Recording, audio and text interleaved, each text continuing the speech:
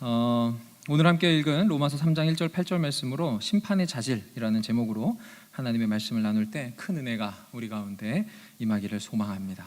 이 시간 우리 옆에 분들에게 한번 인사할 텐데, 옆에 계신 분들이 어떤 분이냐, 특별하신 분들이에요. 그래서 이 시간에 특별하신 분 오늘 잘 오셨어요, 이렇게 한번 인사할게요. 시작. 잘 오셨어요. 스킨십 좋고요. 좋아요. 우리가 근데 왜 특별할까요? 정답을 아시는 분? 박정건 목사님이 선물 주실 거예요. 아무도 없어요? 정말 아재 개그인데. 우리 서울 특별시에 살자. 와우 10명 이상. 권지현 집사님 표정이 쎄해서 저쪽은 쳐다보지 않는 걸로. 우리 서울 특별시에 사니까 특별하죠. 너무 더워서 좀 시원하시라고 준비했어요. 근데 특별한 의미를 담은 단어들이 있어요. 특권, 특혜, 이런 단어가 있어요. 자, 특권, 특혜라는 이런 단어를 들으면 어떻게 들리세요? 어떤 뉘앙스로 다가오세요? 긍정적으로 들리세요? 아니면 좀 부정적으로 들리세요? 특권, 특혜. 오늘날 많은 사건, 사고들, 특히 권력형 비리들이 터지면서 기사에 특권층이라는 제목이 달리거나 특혜 의혹이라는 제목이 달려요. 그래서 우리한테는 특혜다, 특권이다 이러면 안 좋은 의미로 다가와요. 그렇지 않나요? 근데 원래 이 단어들의 의미는 뭐냐면, 특혜는 특별한 은혜 또는 혜택을 말해요. 특권은 뭐냐? 특별한 권리를 말하는 거예요. 왜 어떤 특정한 사람에게 이런 특별한 은혜, 특혜나 특별한 권리, 특권을 줘야 되냐? 그만큼 사회와 공동체에 헌신했던 사람, 아니면 앞으로 헌신해야 되기 때문에 이런 특혜나 특권이 필요한 사람들에게 주는 거예요. 나라를 위해 참여한 전쟁 용사에게 특혜가 주어지죠. 그의 자녀손들에게까지 우리나라는 특혜를 줘요. 중요한 공무를 수행하는 이들에게도 일 처리를 빨리 할 수 있도록 특혜나 특권이 필요해요. 인구가 급격히 줄어드는 요즘에는 저도 특혜를 받고 있어요. 애가 셋이면 많아요. 집을 얻을 때 추첨하는 라인이 달라요. 애 둘 낳을 바엔 셋 낳으시기를 바랍니다. 경쟁률이 달라져요. 차를 사도 소득세를 깎아줘요. 여기 주차장, 공영주차장에 하면 50%를 할인해줘요. 별 감흥이 없죠. 저도 낳고 보니 셋이라 그냥 그렇다더라. 중요한 것은 애 셋 낳은 게 뭐냐, 인구가 너무 급격히 주니까 이제 특권과 특혜를 주는 거죠. 이렇게 선한 의도로 사용되어야 할 단어가 왜 우리한테 부정적인 의미로, 부정적인 뉘앙스로 와닿냐라는 거예요. 특혜와 특권을 너무나 당연시 여겨서, 그래서 그것을 오용하게 되고 공동체의 유익을 위해 사용하지 않고 누구를 위해? 나 자신을, 아니면 내 자녀의 유익을 위해서 내가 가진 특혜나 특권을 오용하는 거예요. 잘못 쓰는 거예요. 그러다 보니까 문제가 생기기 시작하는 거예요. 오늘 우리가 이걸 로마서를 보면 바로 이런 특별한 은혜, 하나님의 특혜를 받은 자들, 특별한 권리를 가진 자들이 등장해요. 그들이 누구냐? 유대인들이에요. 아브라함의 후손이에요. 다윗의 자손이에요. 엄청난 특혜와 특권을 가지고 있어요. 그렇다면 이렇게 특권과 특혜를 가진 이스라엘 백성이라면, 유대인이라면 선용했어야 돼요. 잘 썼어야 돼요. 하나님이 우리한테 이렇게 특별하게 맡기신 은혜와 권리가 있으니까 잘 썼어야 돼요. 그런데 그랬을까요? 못했을까요? 못했다는 거예요. 그러니까 바울이 로마서를 겁나 길게 쓰는 거예요. 이놈들아, 너희한테 그러라고 준 특혜와 특권이 아니야, 이러면서. 이들이 받은 특권이 오늘날 문제가 되는 특권의식, 특권층과 같이 부정적인 의미로 변질되어 버린 거예요. 유대인들이 이렇게 생각해요. 우린 달라, 우린 특별해. 그러면서 유대 기독교인들이 이방 기독교인들을 향해서, 야, 너네 율법 없지? 너네 할례도 안 받았잖아. 너네 우리랑 같이 특혜를 누리고 특권을 받으려면 율법 지켜, 할례 받아. 이거를 강요하기 시작하는 거예요. 이런 유대 기독교인들을 향해서 바울은 뭐라 그래요? 너네 특별하긴 특별해. 그런데 특별하지 않아 라고 말하는 거예요. 이런 말도 안 되는 소리인가 싶겠지만, 간단히 설명드린다면 유대인들은 하나님의 언약을 받았어요. 또 율법을 받았어요. 할례를 받았어요. 그래, 그렇게 받은 거에 대해서는 특별한 자들이야.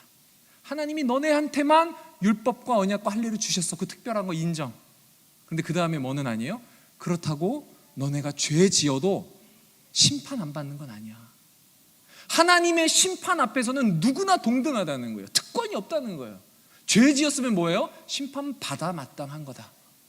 너네가 가지고 있는 율법과 언약과 할례에 있어서 너네가 특별한 권리를 누리겠지만, 하나님의 특별한 은혜를 받은 자이겠지만, 하나님의 심판 앞에서는 아무런 특권도 특혜도 없다라는 걸 알아라 라는 겁니다. 그러면서 유대인들이 받은 특혜 중에 가장 중요한 것을 2절에서는 뭐라고 말하냐면 하나님의 말씀을 맡았다라는 거예요. 아주 특별한 혜택을 받은 민족임에는 틀림없는 거예요. 바울이 부정하지 않아요. 그런데 그 특권만 내세우면서 오용하면 된다 안 된다? 안 된다라는 거예요. 이게 바울이 말하고자 하는 바예요. 법을 만드는 국회의원에게 면책 특권이 있어요. 또 여러 특혜들이 있을 거예요. 그런데 법을 만드는 국회의원이 법을 어겼다? 어떻게 돼요?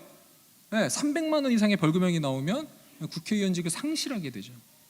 법을 다루는 자이기 때문에 법을 더 잘 지키라는 의미가 있는 것 같아요. 자, 목사는 어떨까요? 하나님의 말씀을 맡은 자인데 이거 지키세요, 이거 들으세요, 이렇게 행해야 됩니다. 예수 믿어야 구원받습니다. 그러면서 내가 예수 안 믿어. 그럼 어떻게 돼요? 쓰레기죠. 싹군이에요. 쓰레기라는 단어를 오랜만에 들으십니까? 네. 그 쓰레기지 뭐예요 그게. 휴지통이 아까워요. 절 버리지 마십시오. 잘 지킬게요. 자, 말씀을 맡았다는 것은 그만큼 그 말씀을 더 잘 지키라는 거예요. 말씀에 더 잘 순종해서 자자손손 대대로 물려주라는 거예요. 하나님이 유대 민족에게 언약을 주고 율법을 주고 할례를 행하면서까지 말씀을 맡긴 이유가 뭐예요? 야, 이거 진짜 소중하고 귀한 건데 너네 이거 잘 맡아가지고 잘 지켜서 자자손손 잘 전해줘. 하나님의 말씀 내 언약대로 살면 내가 복을 줄 거니까 잘 따랐으면 좋겠어 라는 거예요. 그런데 유대인들은 어때요? 하나님이 이렇게 귀하고 소중하게 맡겨진 율법을 그냥 장식품 정도로, 야, 우리 율법 있다? 나 할례 받았어. 나 특권층이야. 나 하나님이 특별히 존중하는 존재야. 자신의 어떠한 자신을 빛내는 도구로만 여겼다는 거예요. 그러면서 유대인의 특권이 있으니 우리 이미 특혜 받았으니까 말씀 안 지켜도 돼. 죄를 지어도 우린 이미 특별한 존재니까 하나님이 따로 심판 안 할 거야. 죄 지어도 괜찮아라는 특권의식에 사로잡혀 있었어요. 유대인들 중에서 말씀을 잘 지킨다라고 하는 지파 중에 그 부류들을 어떻게 부르냐면 바리새인이라 그래요. 많이 들어보셨죠? 이 사람들은 말씀을 미친 듯이 지켜요. 너무 잘 지켜요. 그런데 예수님이 그들을 향해서 뭐라 그러냐면 너네 말씀 잘 지켜서 잘했다라고 칭찬하는 게 아니고 야, 이 외식하는 자들아 이래요. 외식하는 자가 뭐예요? 위선자들아 이런. 위선 덩어리들아 이렇게 예수님이 말해요. 왜? 말씀을 잘 지켰는데 그 말씀 잘 지키는 이유가 뭐예요? 누구를 위해서? 하나님을 위해서가 아니고 나를 위해서, 나를 빛내기 위해서. 기도하는데 그래서 어떻게 해요? 광화문 저 사거리 나가서 두 손 들고 기도한다는 거예요. 나 바리새인이야. 나 잘 지켜. 나만큼 말씀 잘 지킨 사람 어디 있는지 나와보라 그래. 이러면서 자신을 빛내기 위해 이 말씀들을 사용했다라는 거예요. 그리고 이 말씀을 무기 삼아서 유대인들끼리 서로 재단해요. 가늠한 여인이 나타나자 어떻게 해요? 다 돌로 쳐 죽이죠. 말씀을 가지고 재단하는 거예요. 판단하는 거예요. 그런데 유대인들끼리도 그런데 이방인에게 오죽했겠냐라는 거예요. 바울은 안타까운 마음으로 편지를 쓰는 거예요. 야, 나도 유대인이야. 우리가 받은 특권과 하나님이 주신 이 소중한 권리를 오용해서는 안 돼 라면서 이 로마서를 쓰고 있는 거예요. 바울은 유대 기독교인들이 잘못 두 가지를 알려줘요. 지금 계속 얘기한 첫 번째는 뭐예요? 특권의식을 신랄하게 비판해요. 3, 4절에 나오는 내용인데 이런 말이에요. 우리가 말씀을 받았지만 신실하게 지키지 않았다고 해서 우리를 선택한 하나님의 그 선택이 잘못된 걸까라는 이 생각을 유대인이 갖고 있는 거예요. 우리 말씀 받았어? 하나님이 우리 선택해서도 특별한 존재라고 줬어. 근데 우리가 이거를 안 지켰다라고 하나님이 한 번 한 약속을 어길까 이 얘기예요. 어떨 것 같으세요? 한 번 말씀을 맡겼는데 우리가 잘 안 지켰어. 그럼 하나님이 그 약속을 철회하실까요? 어떻게 하실까요? 하나님은 한 번 맡기면 쭉 가는 게 신실한 걸까요? 이스라엘 너네 특별해. 그러니까 죄 지어도 특별해. 유대인들은 이렇게 생각하는 거예요. 한 번 특별하다고 해줬으니까 내가 망나니처럼 살고 죄를 지어도 우리는 계속 특별한 자야. 그러니까 우리 뭐 해도 돼? 율법만 잘 가지고 있고 할례만 잘 받으면 아무리 죄를 지어도 우리는 특별해서 심판받지 않을 거야 라는 거예요. 그런 특별의식을 가지고 살았어요. 저는 속으로 이 말씀을 읽으면 이렇게 저희 집사람이 자주 하는 말을 떠올렸어요. 이게 말이야 방구야. 제가 하도 많이 들어서. 아니 지들이 죄를 지었으면 심판을 받는 게 당연한 거 아니에요? 근데 그들이 갖고 있는 특권의식이 얼마나 투철했냐면 이미 우리는 택함 받았고 은혜 받았으니까 아무리 막 살아도 괜찮아 라는 거예요. 그런데 사도 바울은 아니나 다를까 그들에게 뭐라 그래요? 4절에서 그럴 수 없느니라 라고 아주 단정적으로 단호한 어조로 말해요. 너희가 아무리 특별한 선민이어도 언약을 받았고 율법을 받았고 할례를 행했어도 죄를 짓는다면 심판을 면할 수 없다라는 것을 선포해요. 그러면서 유대인들이 가장 존경하는 한 인물을 딱 갖다 대요. 이 사람의 이름만 갖다 대면 유대인들은 입 싹 닫아야 돼. 누구예요? 다윗이. 다윗 하면 그냥 딱 숙여. 근데 다윗이 뭔 짓을 했어요? 그 짓을 했어요. 우리아의 아내 밧세바를 보고 눈이 돌아갔어요.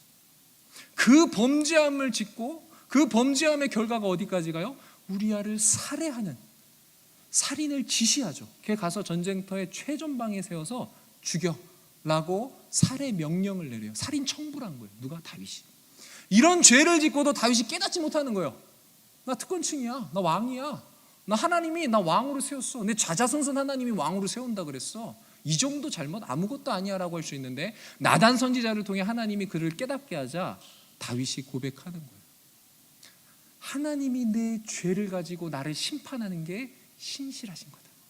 내가 죄를 짓고도 나를 너 아무렇지도 않다고 가만히 내버려 두는 게 신실한 게 아니고 내가 죄를 지은 그 죄를 묻고 따지고 벌하는 그 하나님이 신실하다.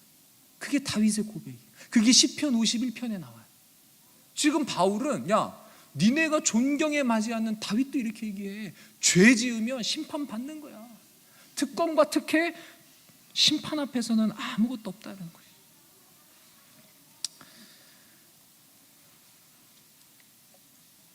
바울은 유대인의 특별한 우리는 죄를 지어도 된다라는 이 잘못된 특권의식을 지적하고 바로잡아주기를 원했어요.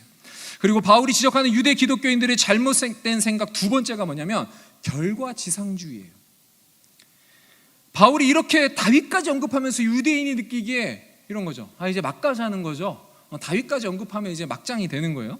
자, 그런데 유대인들이 그 얘기를 듣고 이렇게 얘기하는 거예요. 자, 그렇다면은 좋은 결과를 내기 위해서 과정이 좀 잘못되면 괜찮지 않을까라는 거예요. 자, 이게 무슨 얘기냐면 좋은 결과는 뭐냐? 하나님의 의를 드러내고 하나님의 참되심을 드러내고 하나님의 선하심을 드러내는 그 결과만 도출된다면 과정은 조금 문제가 있어도 되지 않냐.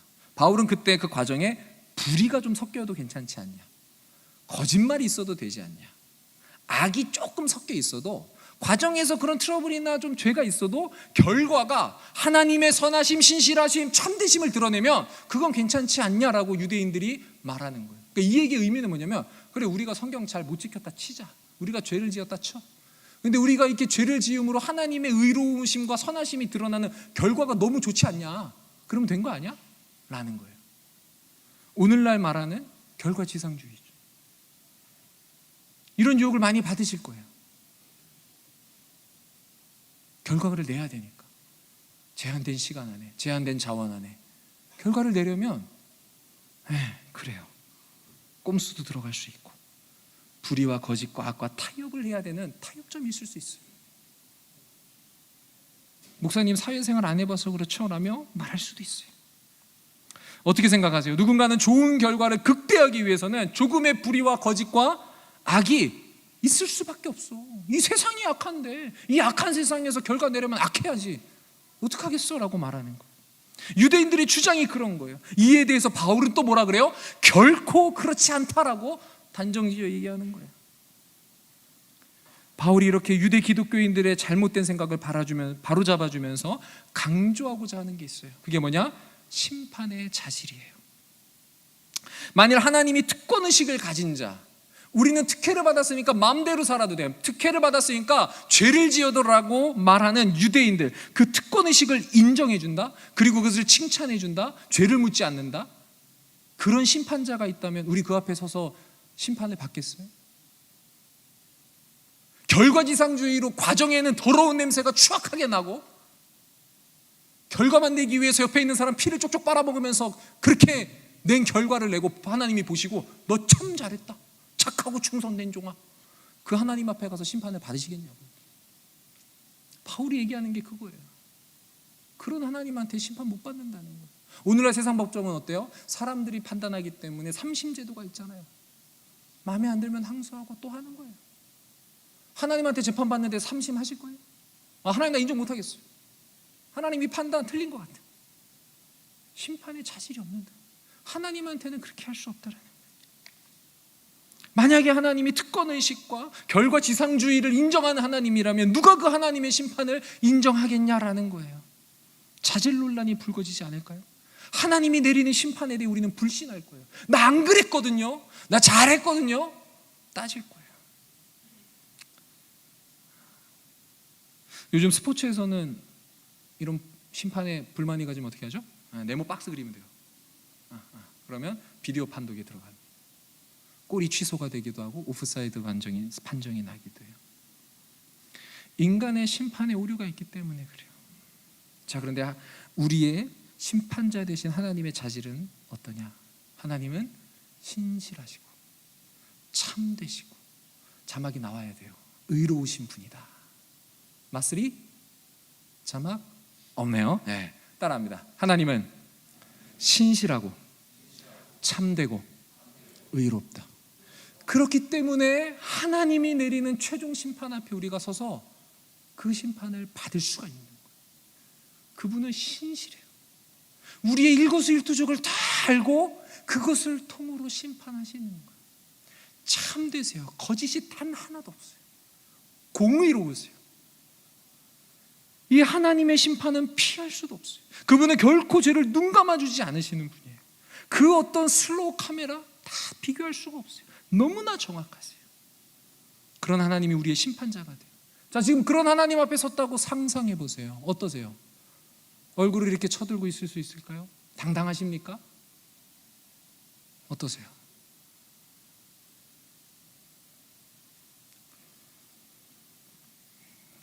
우리 인간은 모두 죄인입니다. 이것이 바울의 주장이에요. 그래서 이런 심판의 하나님 앞에 우리는 설 수가 없어요. 나의 죄악 하나하나를. 우리는 공의로우신 하나님의 심판대 앞에선 죄인들이에요. 그 누구도 이 심판을 피할 수 없다. 이게 바울이 말하는 주장이에요. 교회 입구 들어오실 때 빨간 십자가 선 위에 섰죠. 그럼 체온을 재요. 그럼 그 화면에 숫자가 딱 찍혀요. 36.5. 우리가 하나님의 심판대 앞에 서면 딱 찍히는 거예요. 죄 1부터 쫙. 그걸 어떻게 감당하시겠냐고. 바울은 유대인이건 이방인이건 모두 죄인이라고, 죄짓고 특권 운운하지 말라고 얘기해요. 여기서 끝나면 아주 비참해요. 온도 높으면 집에 돌아가야 돼요. 근데 우리 죄 목록이 쫙 뜨면 우리 천국 못 들어가는 거예요. 그러나 바울의 복음은 여기서 끝이 아니죠. 우리 모두가 하나님의 그 공의로운 심판대 앞에 서는데 우리의 그 죄를 덮어주신 분이 계시다라는 거예요. 그게 바울의 복음이에요. 너네 다 죄인이야. 하나님이 너네 죄 다 알고 있어. 너네 특권, 특혜 다 필요 없어. 너네 죄로 심판받을 거야. 심판을 안 받을 사람 어디 있어? 아무도 없지. 그런데 그 심판을 누가 대신 받았냐? 예수 그리스도가 십자가에서 그 죄를 지고 죽으셔서 심판대 앞에 섰을 때 하나님이 우리를 향해 넌 죄가 없구나라고 선언해 주실 거다라는, 이것이 사도 바울이 로마 교인들한테 그만 좀 싸우고 그 은혜로 구원받은 자답게 살아라라고 권면하고 말하고 있는 거예요. 타락한 인간은 하나님이 특권을 줘도 뭐해요? 오용해요. 합리화하면서 변질시켜요. 나라고 다를까요? 우리라고 다를까요? 아닌 것 같아요. 우리가 더러운 손, 때가 묻은 손으로 하얀 벽을 만지면 어떻게 돼요? 손바닥 자국이 탁 남아요. 저희 아이가 음식을 손으로 집어먹는 나이에요. 그럼 손에 기름이 다 묻은 상태로 저한테 안겨요. 제가 던져버릴까요? 안아줄까요? 안죠. 그럼 제 옷은 어떻게 돼요? 기름이 묻어요. 우리가 죄인 된 상태로 하나님의 말씀을 집어들고 이 말씀을 순종하고 따르겠다라고 하면은 이 말씀이 어떻게 돼요? 죄가 묻은 말씀이 돼요. 이 말씀이 죄가 아니라는 게 아니고 이 말씀을 들고 행하는 나 때문에 말씀조차 죄가 껴들 수밖에 없다라는 거예요. 그래서 우리는 이렇게 해야 돼요. 먼저 우리의 연약함을 철저히 인정하고 예수의 보혈로 정결케 돼야 돼요. 깨끗함을 받아야 돼요. 그래도 우리는 또 언제든지 넘어질 수 있는 이 완전하지 않는 세상에 살기 때문에 나를 도우시는 성령 하나님을 의지하여서 이 말씀을 붙들고 사명을 감당해야 돼요. 하나님은 한번 실패를 맛보셨어요. 이렇게 표현하면 좀 신성 모독 같지만 하나님은 실패를 맛봤어요. 유대인한테 말씀을 맡겼더니 그놈의 자식들이 이 말씀 맡아가지고 그냥 장식육으로만 갖고 있었다니까요. 근데 오늘날 하나님이 두 번째 실수를 하게 하시면 안 돼요. 하나님은 오늘날 누구에게 말씀을 맡겨요? 예수를 믿고 구원받은 우리에게 또다시 이 말씀을 맡기는 거예요. 여러분들은 말씀을 맡은 자들이에요. 목사만 말씀을 맡은 게 아니에요. 집에 성경 몇 권씩 있잖아요. 핸드폰에 성경 어플은 몇 개씩 깔고 다니세요? 한 3-4개씩 깔지 않으세요? 아닌가요? 어쨌든 다 하나씩 깔려있죠. 하나님은 우리한테 말씀을 다 맡기셨어요. 그런데 유대인들처럼 나 예수 믿는다고 세례 받았어, 나 성경 있어, 거기서 구원받았다라고 끝나고 계시진 않냐 이거예요. 우리 하나님이 두 번째 실수하지 않을 수 있도록, 두 번째 상처받지 않도록 하나님이 우리에게 이 맡긴 말씀을 겸허한 자세로, 말씀드린 대로 우리의 힘과 능력으로 지킬 수 없기에 성령 하나님을 의지해서 이 말씀을 온전히 지키고 특권의식, 결과만 좋으면 됐지라는 그런 결과지상주의 다 내려놓고 겸손한 마음으로 말씀을 따를 수 있었으면 좋겠습니다. 마지막으로 하나님을 실망시켜드리지 않을 수 있도록 말씀이 변질되지 않도록 꿀팁을 하나 드릴게요. 우리의 손가락은 총 몇 개죠? 10개라고 하셔도 돼요. 근데 한 손에는 이제 5개가 있어요. 성경책을 있으신 분은 성경책을 이렇게 들어보시고, 성경책이 없다 말씀드린 대로 핸드폰에 어플이 다 있으니까 핸드폰을 이렇게 드셔도 돼요. 한번 들어보시죠. 이렇게 한 손으로, 굳이 이렇게 두 손으로 이렇게 안 들어도 돼요. 한 손으로. 자, 그러면 새끼손가락을 따라합니다. 듣기. 좀 공감이 안 되세요? 말씀을 붙잡는 방법을 알려드릴 거예요. 자, 새끼손가락은 뭐다? 듣기. 자, 듣기만 해서는 말씀이 잡혀져요, 안 잡혀져요? 이거 상당한 기술이 필요한 거예요. 듣기만 해서는 안 돼요. 그러면 4번째 손가락은 뭐냐? 읽기. 자, 읽기만 해도 잡혀요, 안 잡혀요? 안 잡. 핸드폰은 되나? 되네요. 말씀 준비에 오류가 있네요. 어쨌든 자, 듣기. 이 예어가 옛날에 나와서 그래요. 듣기. 2번째가 읽기. 3번째가 뭐냐? 공부. 좀 더 이 안정감이 생기기 시작했어요. 그 다음에 2번째 검지는 암송. 그다음에 마지막이 묵상. 이렇게 그러면 성경을 이 5가지 방법으로 꽉 줄 수가 있는. 듣고, 읽고, 공부하고, 암송하고, 묵상하는. 이 말씀을 맡기신 하나님이 또다시 실망하지 않을 수 있도록 우리가 이 말씀을 취하는 5가지 방법으로 이 말씀을 붙들기를 축복합니다. 하나님이 우리한테 너무나 귀한 걸 주셨어요. 잘못 해석하거나 잘못 깨닫지 않을 수 있도록 힘쓰는 우리 옥인교회 청년 되기를 축복합니다. 우리 시간에 함께 기도하겠습니다.